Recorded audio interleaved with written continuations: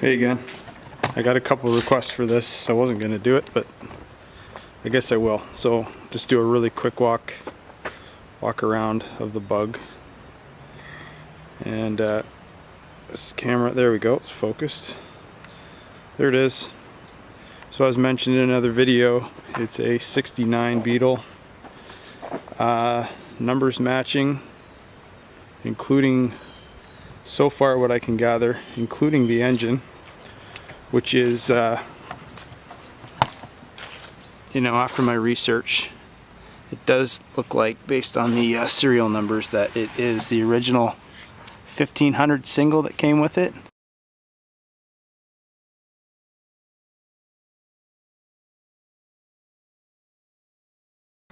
Whether it's been redone as a 1600 at some point in its history, I don't know yet. I'm gonna rebuild the bottom end of the motor maybe this winter, but it's still running really strong. Compression numbers are kind of starting to fade, but not too bad.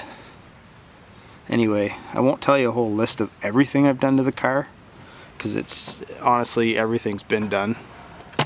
Well, you know, a lot has been done, I should say. I don't know but I'm not good at this walk around stuff. I'll just keep talking, I guess.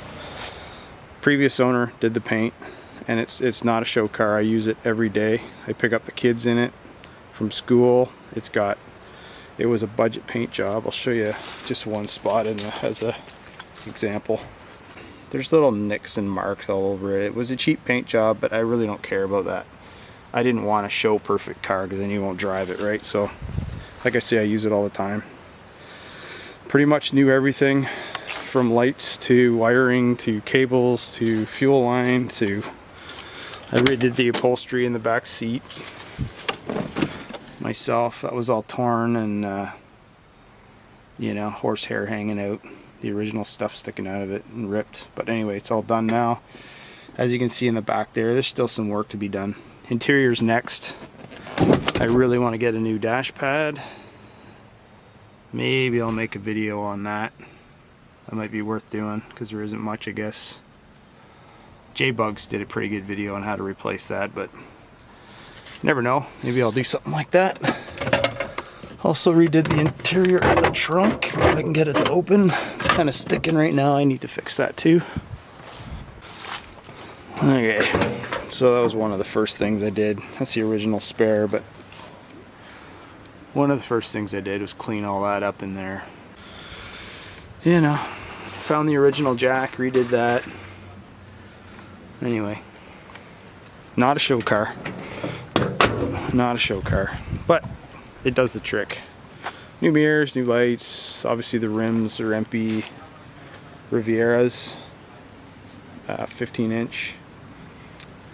Drop spindles on the front, adjustable beam, 2-inch narrowed beam, and it's obviously, I don't know if you can see that in there, but it's converted to disc brake up front. And yeah, that was a huge difference and pretty awesome. When I got the car, there was at least half a steering wheel worth of play in the front end, so the entire, I ripped the entire front end out and replaced absolutely everything. Found a steering box at a scrapyard, seized up. The guy sold it to me for 40 bucks, and I rebuilt it, and it worked out really good. So some people ask me about this root beer can. Well, the car's root beer color, previous owner, and I put a frosty root beer can on there from '69, same year as the car. And reason for that was not only the color, but frosty. I imported this car from Michigan. Originally it's from California, hence the reason it's all numbers matching and in pretty solid shape. So frosty root beer was being made in the Detroit area, and I kind of imported it from the Detroit area into Canada. So I thought I'd go with the frosty root beer theme.